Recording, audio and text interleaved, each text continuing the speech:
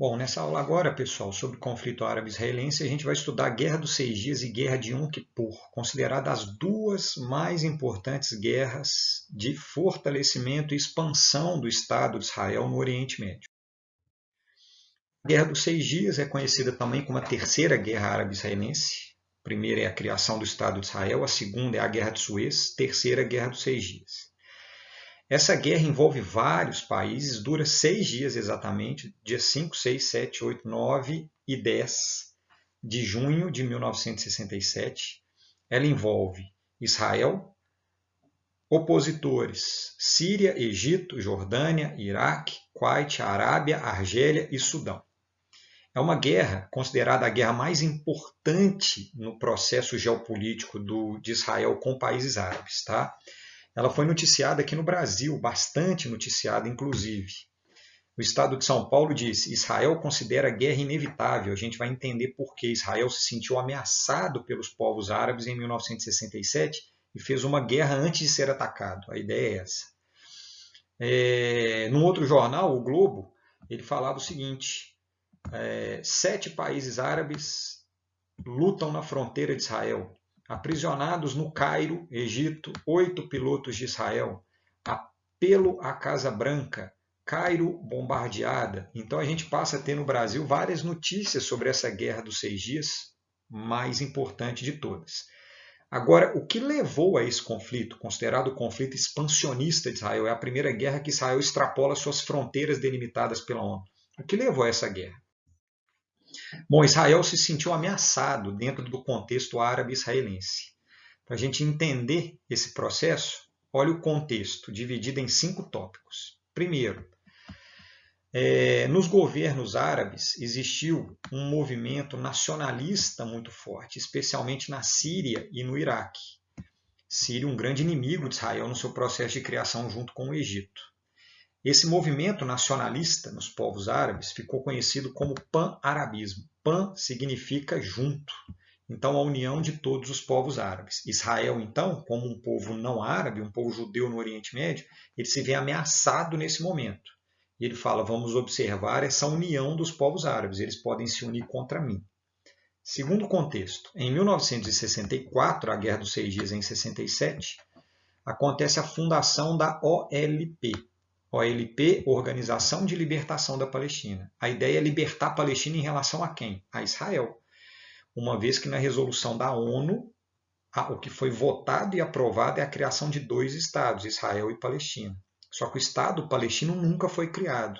O povo palestino, desde a primeira guerra árabe-israelense, que é a guerra de criação do Estado de Israel, ele ficou submetido ao Estado de Israel. Então é a libertação dos palestinos em relação a Israel. É uma organização política, mas que passou a ter alguns braços armados terroristas na região de Israel. Essa organização, para negociar, para enfrentar o Estado de Israel do ponto de vista político, teve 2 fundadores. O Ahmed Shukairi, que foi o primeiro presidente da OLP, e o segundo, que é um cofundador, Yasser Arafat, que é esse cara que está aqui em cima. O Yasser Arafat é considerado um dos personagens, se não o personagem mais palestino, mais importante da Palestina nesse conflito árabe-israelense, nessa disputa, nesse conflito árabe-israelense. Então a OLP, o grande objetivo dela era negociar a independência da Palestina em relação a Israel, traduzindo, a criação do Estado de Israel, a libertação da Palestina na visão dos palestinos. E aí Israel fala: os árabes estão se unindo, os palestinos estão se unindo e formando a OLP, estou sendo ameaçado.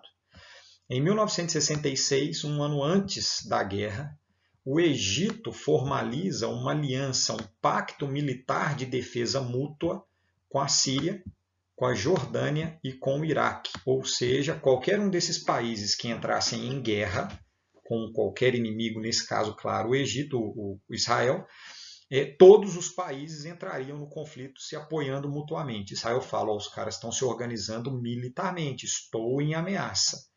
Em 1967, ano em que acontece a guerra, por pressões do ditador egípcio Nasser, a ONU retira suas forças de paz da fronteira entre Israel e Egito.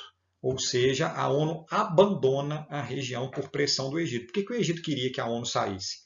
Porque o Egito vislumbrava invadir Israel e acabar com o Estado de Israel, já que o Egito não reconhecia o Estado de Israel como legítimo. Na cabeça do Egito, o Estado de Israel era um invasor, os judeus eram invasores em territórios árabes.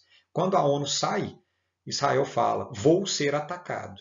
E aí o Egito fecha o estreito de Tirã, que é esse estreito que está aqui, impede o acesso à entrada e à saída de navios de Israel pelo Golfo de Acaba, principalmente impede o acesso ao porto de Eliá, chamando então a asfixia econômica, uma vez que o Egito considerava que o Estreito de Tirã e o Golfo de Acaba pertenciam ao Egito, já que banham a península do Sinai, que pertencia até esse momento ao Egito. Israel então fala, estou sendo atacado, não é um ataque militar por enquanto, mas é um ataque econômico de asfixia. O que eu vou fazer? Eu vou atacar antes de ser efetivamente atacado. Eu ataco como um mecanismo de defesa. Aí acontece a Guerra dos 6 Dias, a guerra do expansionismo de Israel. O que Israel faz? Cria várias frentes de ataque e ganha tudo em 6 dias.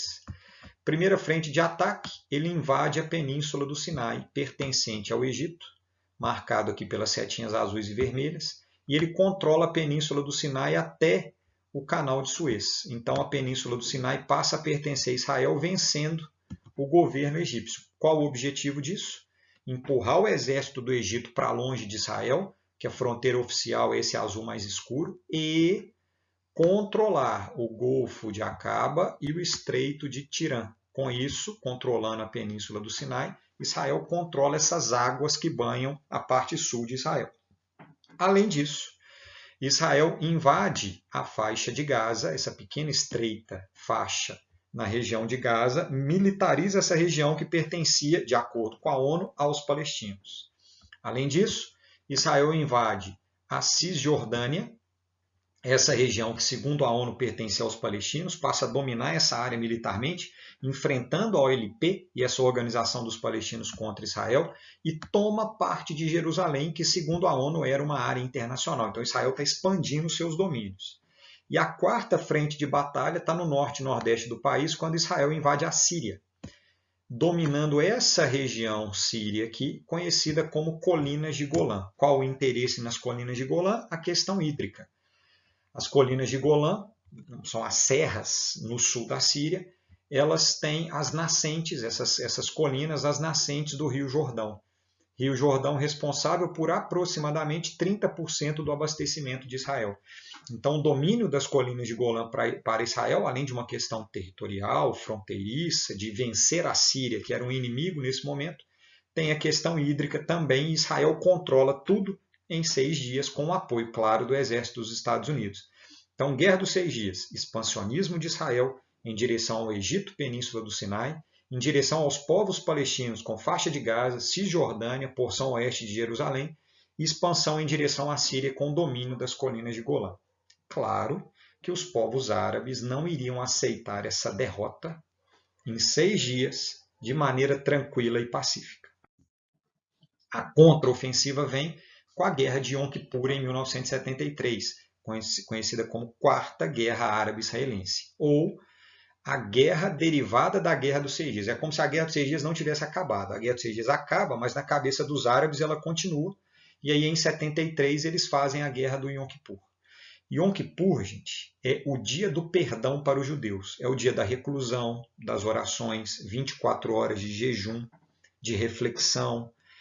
Os soldados de Israel, no dia de Yom Kippur, eles não podem pegar em armas, não podem entrar em conflito com ninguém. Por isso que os árabes, que já tinham perdido 3 guerras, escolhem o feriado de Yom Kippur como feriado para atacar Israel, porque eles não seriam contra-atacados. Qual é o resultado?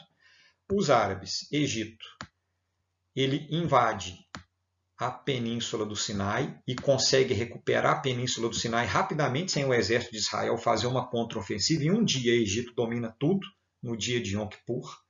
E a Síria invade as colinas de Golã, território ocupado por Israel na Guerra dos 6 Dias, e domina as colinas de Golã também em um dia. Israel observa tudo, o feriado de Yom Kippur acaba, os soldados podem voltar para a frente de batalha, e aí em 14 dias Israel recupera todos os territórios perdidos.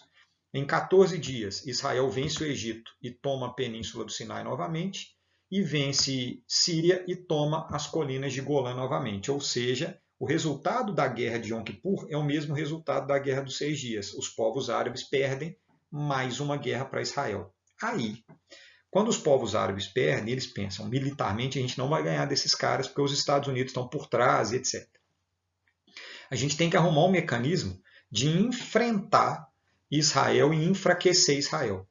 O grande apoiador de Israel são os Estados Unidos. Tanto é que se Israel jogar uma bomba em povos palestinos, por exemplo, como faz de vez em quando, os Estados Unidos falam: Israel tem um direito e é soberano no seu território, ele está se defendendo.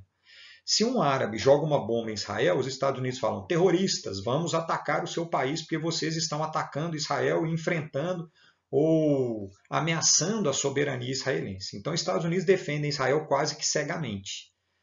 Por uma relação política que os judeus têm internamente nos Estados Unidos, ou porque os Estados Unidos têm grande interesse em manter Israel seu aliado no Oriente Médio, que é um berço de inimigos norte-americanos.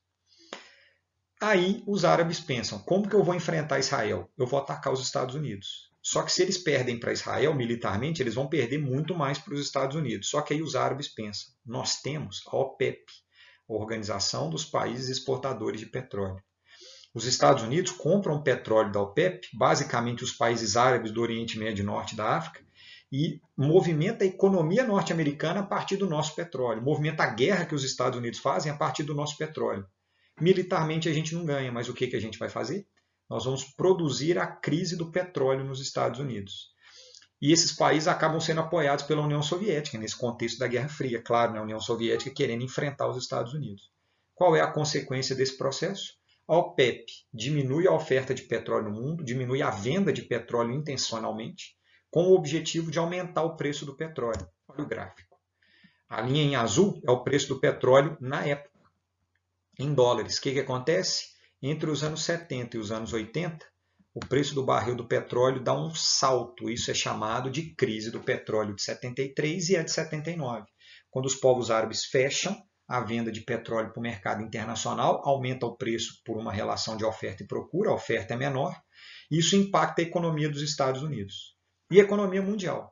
A consequência é que eles quase conseguem o que eles queriam, que era enfraquecer Estados Unidos e Estado de Israel. Tanto é que, depois da crise do petróleo, a gente passa a ter uma sequência de acordos de paz. Os Estados Unidos percebem, e até os povos árabes também, e Israel por consequência, que a militarização das relações nessa região do Oriente Médio é uma militarização que não leva vantagem para ninguém. E a crise do petróleo é uma crise que estimula vários acordos de paz que se desdobram no final da década de 70 e início da década de 80. E década de 90 também, tá?